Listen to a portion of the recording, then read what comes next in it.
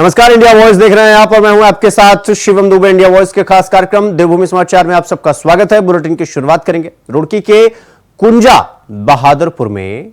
उत्तराखंड के मुख्यमंत्री पुष्कर सिंह धामी ने ऐलान किया कि जो वादे पूर्व सांसद डॉक्टर रमेश पोखरियाल निशंक ने गांव कुंजा बहादुरपुर के लिए किए थे वो जरूर पूरे होंगे। आपको बता दें कि मुख्यमंत्री पुष्कर सिंह धामी आज पहले मुजफ्फरनगर के रामपुर तिराहे पर शहीदों को श्रद्धांजलि देने पहुंचे, जिसके बाद वो कुंजा बहादुरपुर गांव पहुंचे, जहां उन्होंने एक जनसभा को संबोधित किया और यहां के इतिहास को दोहराते हुए उन्होंने कहा कि इस गांव से भी शहीदों की कहानी जुड़ी हुई है। पूर्व सांसद निशंक ने जो वादे किए हैं वो पूरे होंगे। प्रदेश के लिए और देश के लिए भी आवश्यक है, क्योंकि यहाँ से भारत को स्वतंत्र कराने की एक बहुत बड़ी मसाल उसकी शुरुआत हुई थी, इसकी ज्वाला प्रज्वलित हुई थी। इसलिए हमारा राष्ट्रीय महत्व का स्थान है और यहाँ के लिए हम प्रतिबद्ध हैं। ये हमारी प्राथमिकता में पहले भी जो यहाँ के प्रस्ताव समिति ने दिए थे, हमारे स्थानीय सांसद डॉक्टर निशंक जी ने दिए थे, उन सभी को राज्य सरकार ने आगे बढ़ाया है। हमारा प्रयास होगा कि आगे भी जो है इस गाँव का सर्वांगीण विकास हो हर। तो वहीं सीएम पुष्कर सिंह धामी ने मुख्यमंत्री कैंप कार्यालय में वरिष्ठ अधिकारियों के साथ उच्च स्तरीय समीक्षा बैठक की। बैठक के दौरान मुख्यमंत्री ने वरिष्ठ अधिकारियों के साथ प्रदेश में आपदा से हुए क्षतिग्रस्त सड़क मार्गों और पेयजल लाइनों को अभियान के तहत फिर सुचारू करने और डेंगू की रोकथाम, चारधाम यात्रा समेत विभिन्न विषयों पर विस्तृत दिशा निर्देश दिए। मुख्यमंत्री ने कहा कि बारिश का मौसम लगभग समाप्त हो गया है, अतः यानी कि सड़कों के निर्माण और मरम्मत का कार्य युद्ध स्तर पर शुरू किया जाए। मानसून के दौरान आपदा में जो भी पेयजल और बिजली की लाइन सहित संपर्क मार्ग क्षतिग्रस्त हुए हैं उन्हें प्राथमिकता से ठीक किया जाए। मुख्यमंत्री ने कहा कि मानसून के दौरान सभी विभागों के सामने विभिन्न चुनौतियां थी, लेकिन अब इस अभियान में कोई भी लापरवाही बर्दाश्त नहीं की जाएगी।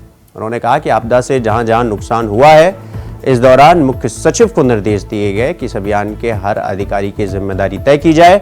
डेंगू रोकथाम हेतु स्वास्थ्य विभाग सहित सभी मिलकर कार्य करें। बैठक में मुख्य सचिव राधा रतूड़ी, प्रमुख सचिव डॉक्टर सहित अन्य अधिकारी उपस्थित रहे।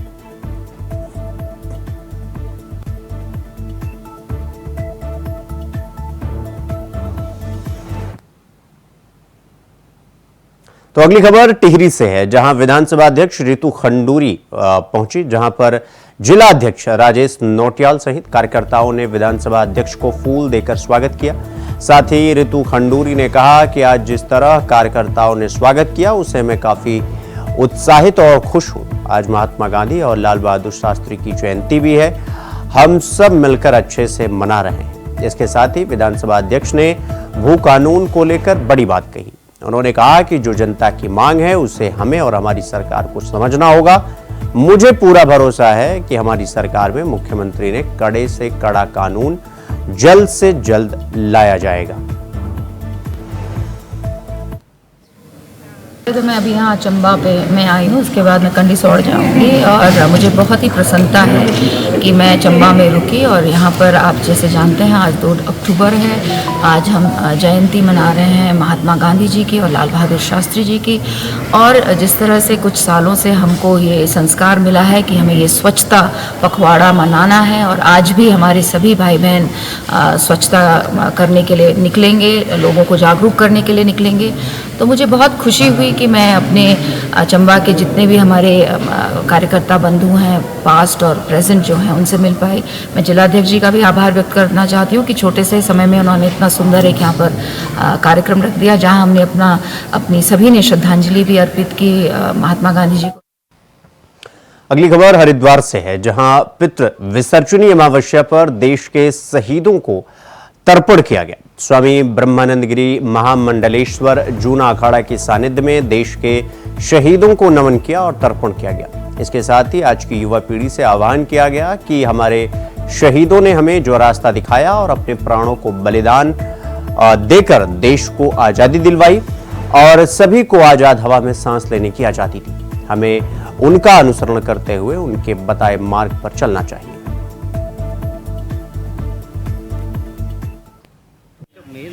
वजह यह है क्योंकि आज के समय में हम लोग जो मिली। बाहर का जो विदेश शक्तियों का इसी में हमारा आने वाला पीढ़ी पूर्ण रूप में कब्जा में जा रहे हैं। उन लोग हमारा राष्ट्रधर्म, स्वधर्म और राजधर्म सब भूलकर आज विदेश में जाने के लिए ही हमारे बच्चे लोगों का ये एक बहुत बड़ा तृष्णा है। और संस्कार, कपड़ा से लेके सभी चीज़ आज हमारे बच्चे लोग भूल गया और ऐसे संस्कार में जा रहे हैं। नशा से लेके सब कुछ छोटी उम्र से ही उन लोग उसी में जा रहे हैं। उन लोग हमारा जो पुराना संस्कृति संस्कार जिस राष्ट्र में हम लोग खड़ा है वो राष्ट्र को बनाने के लिए, वो उसको स्वतंत्रता करवाने के लिए जो जो व्यक्ति लोग बलिदान किया है उसके बारे में किसी को ज्ञान नहीं है। उन लोग कितने कष्ट लेकर आज हम लोग जो आनंद ले रहे हैं ये भूमि में खड़ा होकर, उसके लिए कारण कौन है वो किसी को मालूम नहीं है। पवित्र भूमि, देवभूमि माँ गंगा जी के प्रांगण में आज हमने सभी वीर शहीदों को और जो हमारी सेना है जो देश की रक्षा करती, हम जैसों की रक्षा करती, उनके लिए हमने गंगा जी के प्रांगण में बैठकर तर्पण किया है। क्योंकि युवक बच्चे जो आज गलत दिशा में भटक रहे हैं उनको एक साफ संदेश दिया है कि अपने पूर्वजों को याद करो, वीर शहीदों को याद करो, वीर शहीदों के मार्गदर्शन पे चले। ये महान पुरुष हमारे प्रेरणा स्रोत स्वामी ब्रह्मानंद जी महाराज, गिरी जी महाराज, जूना अखाड़े के महामंडलेश्वर, इनके सानिध्य में ये प्रोग्राम हुआ। हमने मिल चल के सभी ब्राह्मणों द्वारा तर्पण किया है। क्योंकि देश के जो वीर शहीद हैं, हमारे महाराणा प्रताप, राजगुरु, भगत सिंह, सुखदेव और आज़ाद जी और अपने पृथ्वीराज चौहान जी, सूरजमल जी, लक्ष्मी रानी बाई झांसी की, बाजीराव पेशवा, मराठा शिवाजी, ऐसे वीर शहीदों को हमने तर्पण किया है जिनकी वजह से आज हम देश में सांस ले रहे हैं। तो मसूरी में राष्ट्रपिता महात्मा गांधी और देश के पूर्व प्रधानमंत्री लाल बहादुर शास्त्री की जयंती पर मसूरी महात्मा सरस्वती शिशु मंदिर में कार्यक्रम आयोजित किया गया, जिसमें मुख्य अतिथि कैबिनेट मंत्री गणेश जोशी ने राष्ट्रीय ध्वज फहराया। इस मौके पर उन्होंने गांधी और शास्त्री जी के चित्र पर पुष्पांजलि अर्पित कर उन्हें श्रद्धांजलि दी। इस मौके पर स्वच्छता को लेकर विशेष कार्य करने वाले 10 लोगों को नगरपालिका परिषद के द्वारा प्रशस्ति पत्र और मोमेंटो देकर सम्मानित किया गया।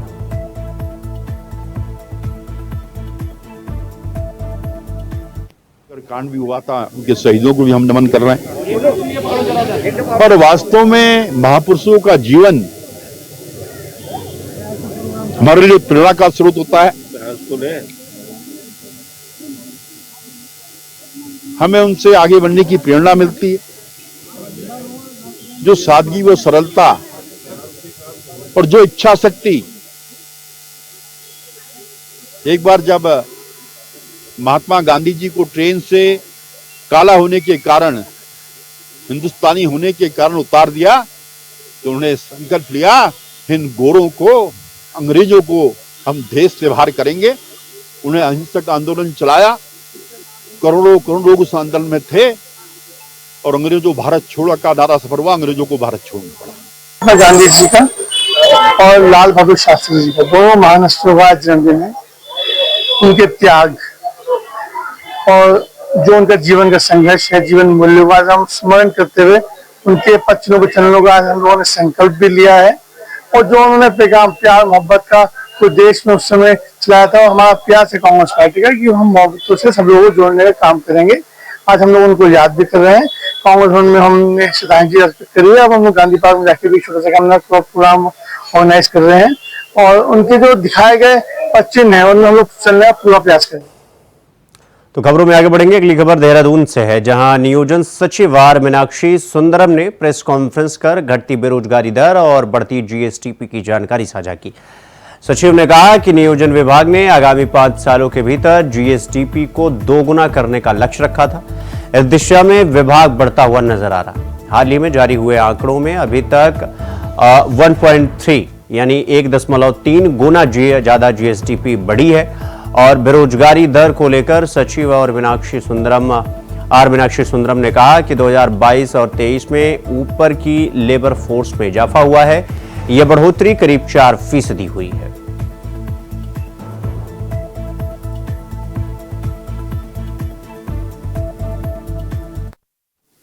और उसके बाद स्टेट का बहुत महत्वपूर्ण स्कीम है मुख्यमंत्री सौर स्वरोजगार योजना, जो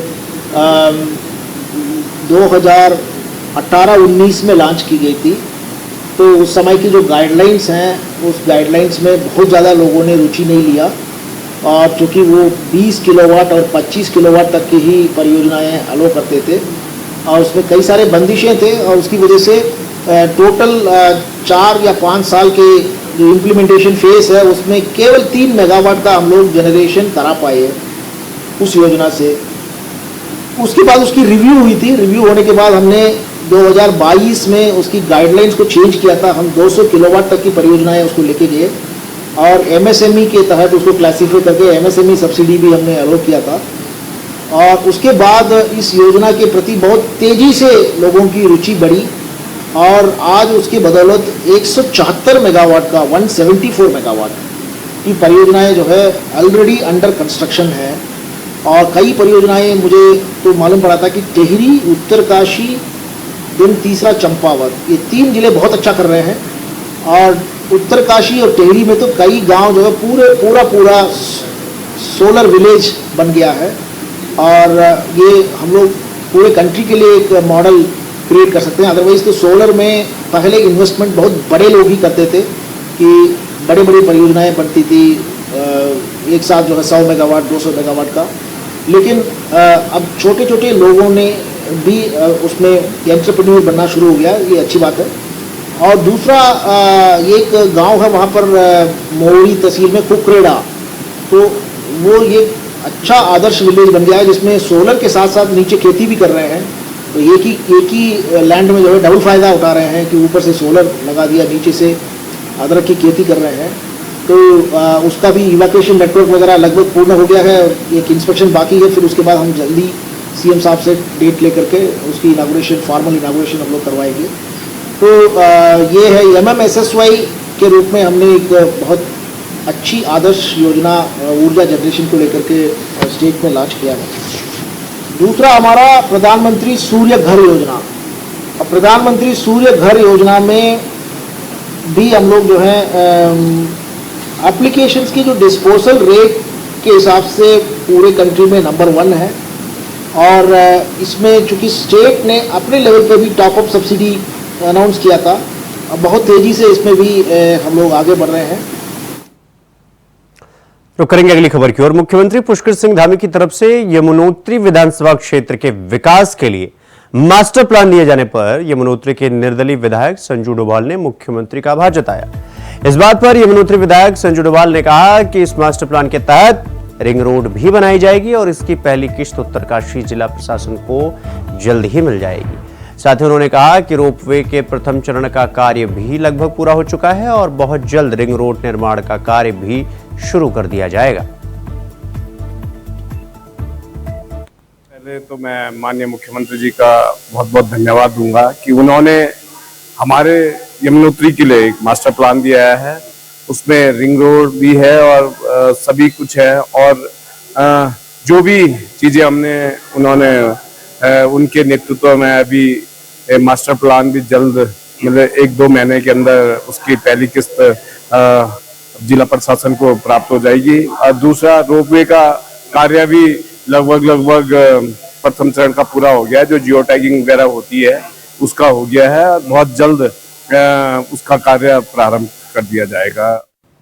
तो यहां पर एक छोटे से ब्रेक के लिए खबरों का सिलसिला जारी है, फौरन लौट रहे हैं। ब्रेक के बाद एक बार फिर आप सबका स्वागत है मेरे साथ। रुक करेंगे अगली खबर की ओर। कल से नवरात्रि का पर्व शुरू हो रहा है। मां दुर्गा के भक्तों के लिए नवरात्रि का पर्व बहुत ही खास होता है और महत्वपूर्ण भी होता है। अगर बात शारदीय नवरात्रि की जाए तो इसका महत्व और भी ज्यादा बढ़ जाता है। 9 दिनों तक चलने वाले नवरात्रि के पावन पर्व पर भक्त माता रानी के 9 रूपों की विधिवत पूजा अर्चना और उपासना करते हैं। हर साल अश्विन माह के शुक्ल पक्ष की प्रतिपदा तिथि से शुरू होने वाली शारदीय नवरात्रि इस साल कल से शुरू हो रही है, जिसका समापन 11 अक्टूबर को नवमी तिथि पर होगा। मूर्तियां हैं, चुनियाँ इस बार बहुत तरह की आ रखी हैं, फैंसी दुपट्टे आ रखे हैं, लहरियां हैं जिसमें कि मोती वाला काम आ रखा है, बहुत अलग अलग तरह के रंगीन कलर के दुपट्टे आ रखे हैं और माता रानी की ओढ़नियाँ अलग अलग सितारों में आ रखी हैं। और दूसरी चीज़ हमारी इस बार मूर्तियाँ बहुत चर्चा में हैं। मूर्तियाँ मार्बल में आई हुई हैं, फाइबर में हैं, मिट्टी में हैं और सबसे बड़ी बात इको फ्रेंडली है, जो कि लोग बहुत पसंद कर रहे हैं। और दिए प्रसाद वगैरह नवरात्रों का सामान बहुत ज़्यादा उत्साह है। बहुत अच्छे से त्यौहार मनाए जा रहे हैं। अब तो त्योहारों की शुरुआत है और सबसे पहले नवरात्रे पड़ते हैं, तो उस नवरात्रों में जो लोगों का है वो उत्साह बहुत अच्छे से देखने को मिल रहा है। प्रसन्न करने के लिए उनकी स्थापना करते हैं, कलश की स्थापना होती है, माता को चुनरी और भोग लगाया जाता है और अच्छे तरह से सजाया जाता है ताकि नवरात्रे हमारे 9 दिन हमें माता आशीर्वाद देती हैं। और ये सब खरीदारी हम लोग सब करते हैं, नई नई चीज़ें की खरीदारी शुरू हो जाती है इस दिन से, तो इसी से तो वहीं केदार घाटी हो या बद्रीनाथ धाम, प्रदेश के चारों धामों में चार धाम यात्रा मानसून सीजन के बाद दोबारा पटरी पर लौट आई। बद्री केदार मंदिर समिति के अध्यक्ष अजेंद्र अजय ने कहा कि मानसून सीजन के दौरान आपदा के चलते यात्रा प्रभावित जरूर हुई थी, लेकिन अब यात्रा पटरी पर लौट आई और यात्रियों के लिए बेहतर प्रबंध किए जा रहे हैं। बद्री केदार मंदिर समिति के अध्यक्ष ने कहा कि सीएम अपने स्तर पर यात्रा की मॉनिटरिंग कर रहे हैं और अधिकारियों को यात्रा के बेहतर संचालन के लिए दिशा निर्देश भी दिए जा रहे हैं।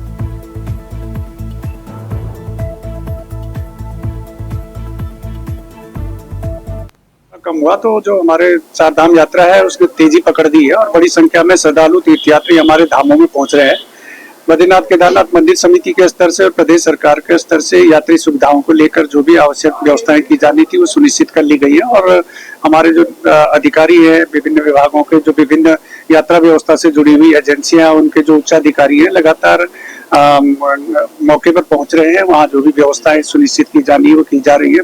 प्रदेश के माननीय मुख्यमंत्री जी के स्तर से भी निरंतर यात्रा व्यवस्थाओं की मॉनिटरिंग की जा रही है और बीच में जब कई बार वर्षा हो जा रही है उसके कारण से मार्ग बाधित हो रहे हैं तो तत्काल बाधित मार्गों को खोल दिया जा रहा है और अन्य भी प्रयास है कि जो भी यात्री श्रद्धालु हमारे धामों में आ रहे हैं उनको किसी प्रकार की कोई कठिनाई न हो, इसके लिए निरंतर प्रयास किए जा रहे हैं।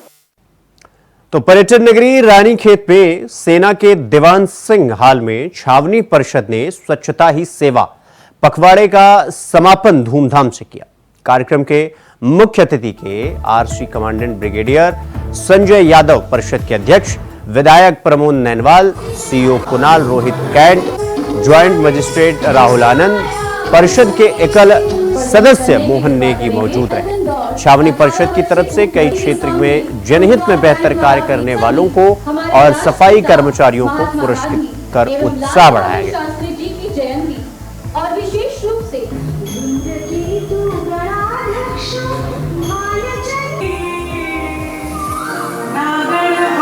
हमारा स्वच्छता पखवाड़ा के अंतर्गत कैंट रानीखेत के द्वारा 15 दिनों से एक पखवाड़े के तहत यहाँ पर स्वच्छता कार्यक्रम चलाया गया था, दीवार लेखन का कार्यक्रम कराया गया था और तमाम सेवा के कार्य यहाँ पर किए गए थे। आज उसका समापन था 2 अक्टूबर को, उसी कार्यक्रम हमने शिरकत की। आज मैं पूरे क्षेत्रवासियों को बहुत बहुत बधाई और बहुत बहुत शुभकामनाएं देना चाहता हूँ। विशेषकर उनको सूचना देते हुए मुझे बहुत प्रसन्नता हो रही है कि हमारा जो रोडवेज वर्कशॉप का 8.5 करोड़ रुपये का जो हमने वहाँ मांगे थे सरकार से रोडवेज वर्कशॉप बनाने के लिए ताड़खेत का, वो आज उसकी स्वीकृति प्रदान हो गई है और इसकी पूरे क्षेत्रवासियों को बधाई देता हूँ। तो खबर कालाडूंगी से है, जहां पुलिस और स्थानीय युवाओं के नेतृत्व में कालाडूंगी में महिला सुरक्षा और नशे के खिलाफ जागरूकता अभियान शुरू किया गया। मयंक गुप्ता के नेतृत्व में अस्थायी युवाओं ने सरस्वती विद्या मंदिर कालाडूंगी में महिला सुरक्षा और नशे के खिलाफ एक जागरूकता शिविर का आयोजन किया। शिविर में कालाडूंगी पुलिस उप निरीक्षक ने छात्र छात्राओं को नशे के दुष्प्रभाव, महिला अपराध और बाकी कुरीतियों के लिए जागरूक किया, जिसमें छात्राओं को गुड टच और बैड टच के बारे में जानकारी दी गई। तो वहीं छात्र छात्राओं को नशे के दुष्प्रभाव के प्रति सचेत भी किया गया।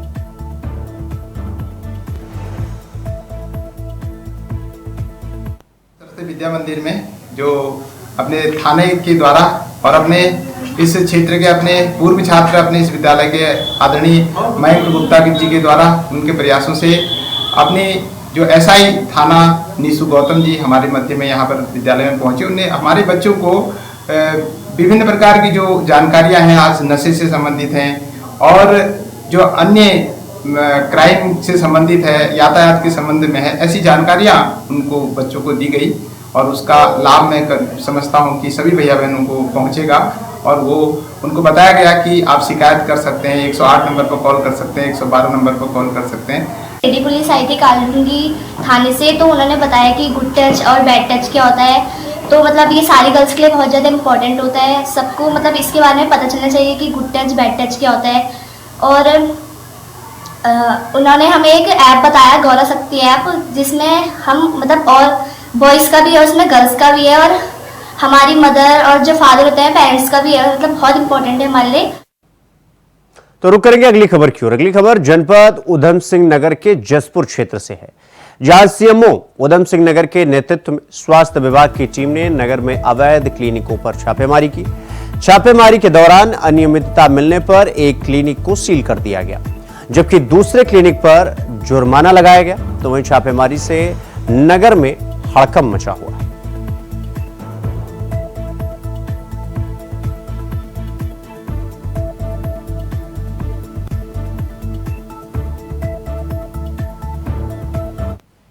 योग हेल्थ केयर सेंटर करके है, तो इसमें हमारे द्वारा यहाँ पे इस क्षेत्र का आकस्मिक निरीक्षण किया गया था, तो देखा गया यहाँ पे, तो इस केंद्र का भी निरीक्षण किया गया। तो इसमें जो पाया गया कि तो सीए के अंतर्गत रजिस्ट्रेशन नहीं है, जो हमारा रजिस्ट्रेशन होता है क्लिनिकल एस्टेब्लिशमेंट एक्ट के अंतर्गत। तो कोई भी अगर क्लिनिक हो, अस्पताल हो, अगर वो संचालित किया जाता है जिले में, तो उसमें रजिस्ट्रेशन करना अनिवार्य होता है, तो वो रजिस्ट्रेशन इनके पास में नहीं पाया गया।